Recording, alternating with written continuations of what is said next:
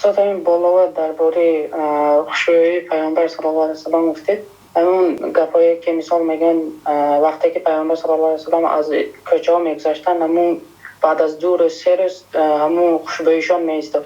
درست 2 روز 3 روزش نمیدانم، لیکن واقعا اگر پیامبر صلی الله علیه و سلام گذارن بوشان باقی میماند و این چیزا ما هم مشاهده کردگی هستیم. یعنی این چیزی غریب نیست. بعضی عطرها بود اگر صاحب عطر به همین خانه در آید و برآمده رود تا بیگاه میماند. عطرهای قیمت بها هست، قوتش کلان و بویش خوش است، واقعا میماند. و خودی پیامبر صلی الله علیه و سلام خوشبوی بودند.